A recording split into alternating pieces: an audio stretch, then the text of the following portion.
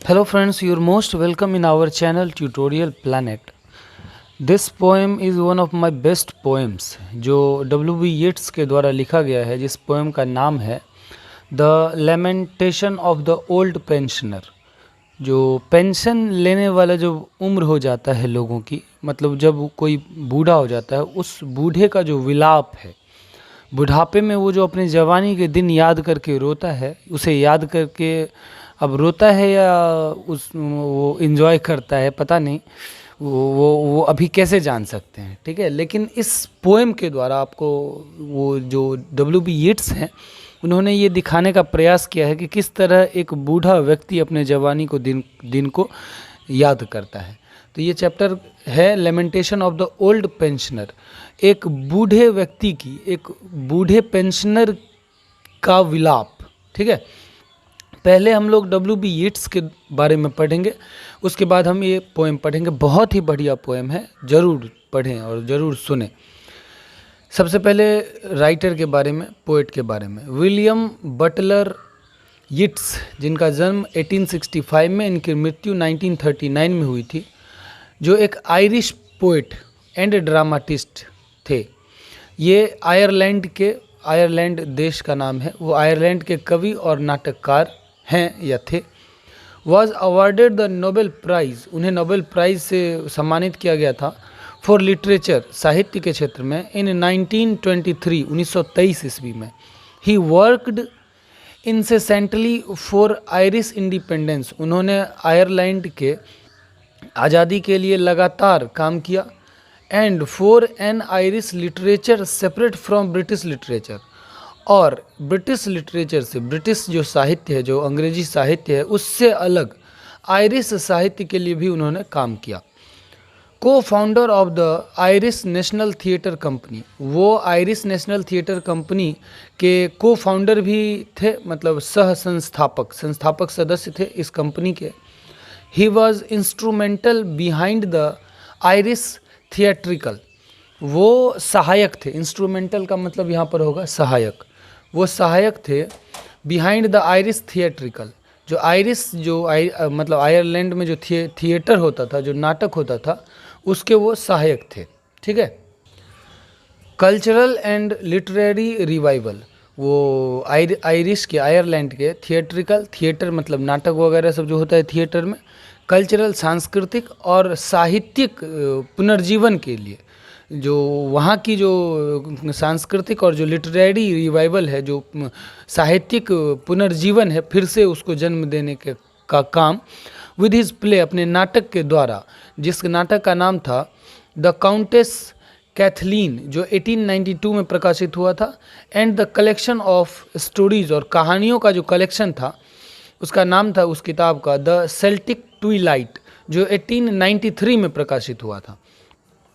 He admired and collected old Irish folk tales and legends, उन्होंने admire किया, मतलब प्रशंसा किया, एंड कलेक्टेड, और जमा किया, एकत्रित किया, पुराने आयरलैंड के जो पुराने फोक टेल्स हैं, जो लोक कथाएँ हैं, एंड लीजेंड्स, और जो दंत कथाएँ थी, जो कहानियाँ थी, पुरानी पुरानी कहानियाँ, उसे उन्होंने जमा किया। इंस्पायर्ड बाय द हीरोज़, वो जो उस कहानियों के जो हीरो थे, उन हीरोज़ से, उन महानायकों से इंस्पायर होकर के, द रोमांस से प्रभावित होकर के, इंस्पायर होकर के, and the magic of these legends, और ये जो दंत कथाएँ थी, उन कथाओं का, उन कहानियों का जो मैजिक था, उस मैजिक से इंस्पायर होकर के, ही often scattered parts of many legends into a single poem, वो अक्सर स्कैटर्ड पार्ट्स, मतलब जो तितर बितर भाग जो है होता है कहानियों का, उन तितर बितर भागों को, कई कहानियों के तितर बितर भागों को एक सिंगल कविता में वो जमा करने का प्रयास करते थे। The elaborate style of his earlier work, उनके शुरुआती काम का जो स्टाइल था, जो विस्तार से कहने का जो स्टाइल था, एलेबोरेट स्टाइल मतलब विस्तार से कहने का जो स्टाइल था, पुराना स्टाइल, उनके पुराने काम का स्टाइल, पुराने लेखनी का style, was influenced by the pre Raphaelites, वो प्री रैफेलाइट्स ग्रुप से जुड़ा हुआ था। ये प्री रैफेलाइट्स क्या है? ये एक 1848 में बना हुआ ग्रुप था जिसमें शुरुआती में 3 लोग थे, जिसमें DG Rossetti, William Holman Hunt and John Everett Millais, जो इटली के कला पर रिसर्च करने के लिए गए थे इटली में, उनसे ये बहुत ज़्यादा प्रभावित थे। वाइल हिज लेटर वर्क, जबकि इनका जो बाद का जो काम है, बाद की जो किताबें हैं, यूज्ड स्पार्सर, उनके बाद की किताबों में हमें स्पार्सर देखने को मिलता है, विरल मतलब कम घना, बहुत ही एकदम सरल भाषा में, मोर लिरिकल ज़्यादा संगीतमय भाषा में, style and was influenced by symbolism, जो सिम्बॉलिज्म से प्रभावित था, मतलब उसमें सिंबल का यूज़ किया गया था, संकेतों का यूज़ किया गया था, इशारों का यूज़ किया गया था। Mysticism and the occult, mysticism से प्रभावित था। मिस्टिसिज्म का मतलब होगा यहाँ पर सूफीवाद, भगवानों से संबंधित। एंड द ऑकल्ट, रहस्यों से प्रभावित था। ऑकल्ट का मतलब हो जाएगा अदृश्य शक्ति, जिसे हम लोग देखते नहीं हैं, उन चीज़ों से बाद की इनकी किताबें प्रभावित थी। His best known collections from this period, इस समय अंतराल से जो उनके बेस्ट कलेक्शंस हैं वो उनका नाम है द टावर एंड और द विंडिंग स्टेयर। ये 2 किताबें हैं जो इन सब चीज़ों से प्रभावित थी।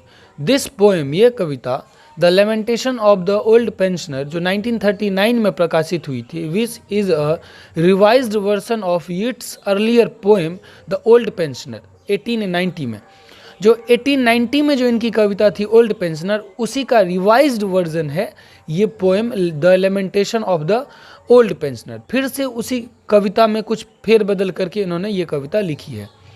Presents the poets reminiscence of his young life, जिसमें कवि का जो रेमिनिसेंस है, मतलब कवि की जो याद है अपनी जवानी को लेकर के, अपनी जवानी के जो दिन थे, जवानी की जो ज़िंदगी थी, उस ज़िंदगी का जो याद था उसको लेकर के इन्होंने इस कविता में लिखी है। विच बिकम मोर एगोनिज्म, जो ऐसा मालूम होता है कि जो बहुत ज़्यादा पीड़ा देने वाला है, जो बहुत ज़्यादा कष्टदायक है। क्योंकि जवानी के दिन कैसे होते हैं, अभी आप लोग जवानी के दिन में, अभी आप लोगों का दिन कैसा होगा, और सोचिए कि जिस दिन आप बूढ़े हो जाएंगे तब जो इन दिनों को याद कीजिएगा, क्योंकि आज के दिन में और उन दिनों में आकाश पाताल का अंतर हो जाएगा। ठीक है, तो वो जो पोएट जो याद करते हैं उन दिनों को, वो बहुत ही ज़्यादा एगोनिज्म है, पीड़ा देने वाला है। When he looks at his present, जब वो अपने प्रेजेंट को देखते हैं, बुढ़ापे में, प्रेजेंट स्टेट, अपने वर्तमान अवस्था को देखते हैं, and contrasts his time of youth, तो उन्हें अपने जवानी के दिन से बिल्कुल विपरीत दिखाई पड़ता है बुढ़ापा का दिन। With his state in the old age, मतलब अपने जो उनका जो ओल्ड एज है, उस ओल्ड एज में जो यूथ एज था, उनका जवानी के जो उम्र था, जवानी का जो दिन था, उन दोनों में आकाश पाताल का अंतर है, बहुत ज़्यादा विरोधाभास है। चलिए अब हम लोग पोएम पढ़ते हैं। बहुत ही बढ़िया पोएम है, ध्यान से सुनिएगा। देखिए दोस्तों, अगर कविताएं अच्छी लगी, मेरे वीडियोस अच्छे लगते हैं तो चैनल को सब्सक्राइब कर दें, और सब्सक्राइब करने के बाद बेल आइकॉन दबा दें और शेयर कर दें थोड़ा, क्योंकि इतने मेहनत से मैंने वीडियो तैयार किया है। आप लोग देख सकते हैं वीडियोस, बहुत कुछ सीखने को मिलेगा आपको, लेकिन सब्सक्राइबर्स जो हैं वो बढ़ नहीं रहे हैं बहुत अच्छी तरीके से। ठीक है, लाइक कर दीजिए, कमेंट कीजिए, अपने फ्रेंड्स के साथ शेयर कीजिए, क्योंकि जितने ज़्यादा लोग देखेंगे उतने ज़्यादा सब्सक्राइबर्स बढ़ेंगे और मुझे अच्छा लगेगा, सपोर्ट भी मिलेगा आप लोगों की तरफ से। इतना तो कर ही सकते हैं आप लोग। ठीक है, चलिए पोएम पढ़ते हैं और याद करते हैं अपनी जवानी के दिन को। सोचिए कि आप लोग बूढ़े हो चुके हैं, मैं भी बूढ़ा हो चुका हूँ, याद करते हैं। चलिए, कहते हैं, ये पोएट कहते हैं कि although I shelter from the rain under a broken tree, हालांकि मैं एक टूटे हुए पेड़ के नीचे शरण लेकर के बैठा हूँ, मतलब एक टूटे हुए पेड़ के नीचे मैं कुर्सी लगा करके बैठा हूँ बारिश से बचने के लिए। My chair was nearest to the fire, मेरा जो चेयर है वो फायर के नज़दीक होता था उस समय भी, जवानी के दिन में।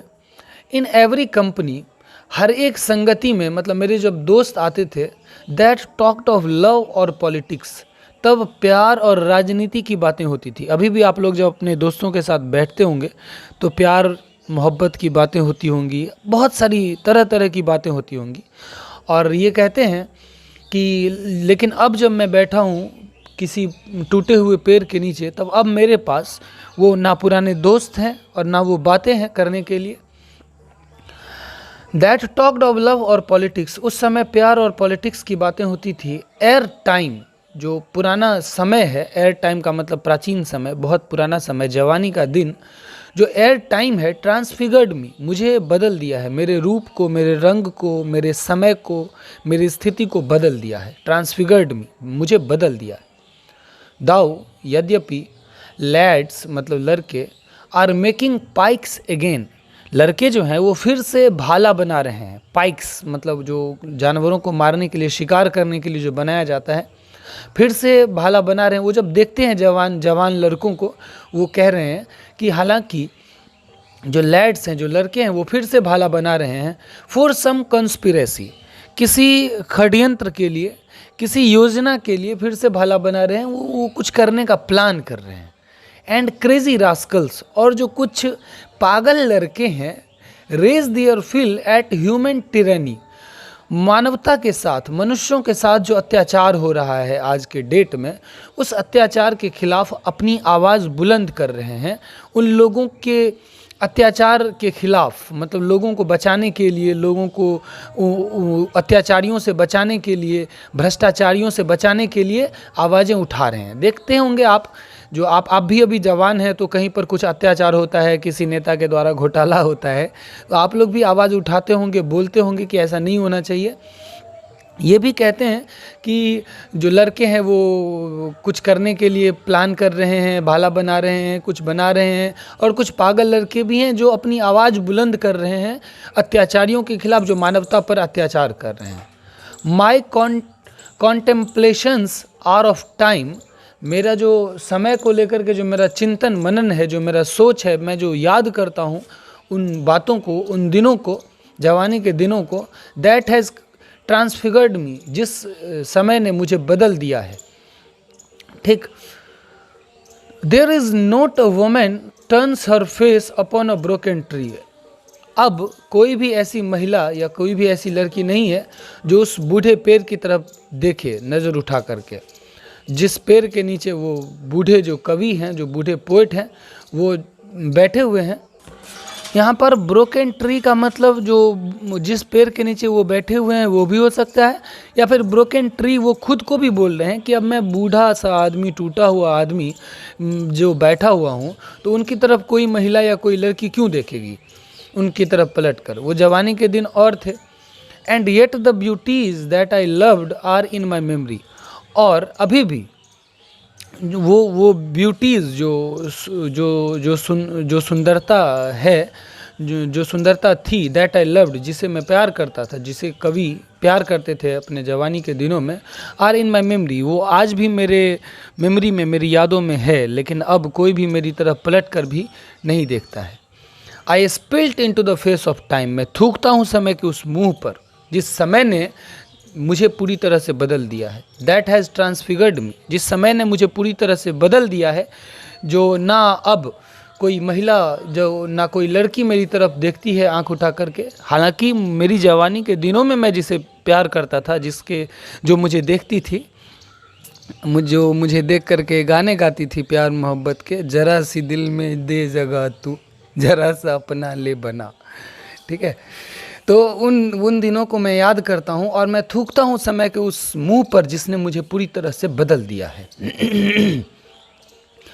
अब मैं ना कोई षड्यंत्र के लिए, ना किसी योजना की तैयारी कर रहा हूँ, ना सरकार जो मानवता पर, मनुष्यों पर जो अत्याचार होता है, ना मैं उसके खिलाफ कोई आवाज़ उठाता हूँ। मैं बस अपने उन दिनों को मैं याद करता हूँ, मेडिटेशन करता हूँ उन पुराने दिनों को। अब ना वो प्यार की बातें होती है दोस्तों के साथ, ना पॉलिटिक्स की बातें होती है।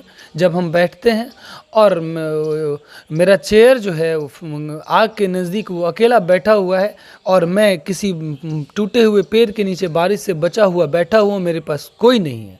बुढ़ापे का वो दिन और जवानी का वो दिन। कैसा लगा पोएम?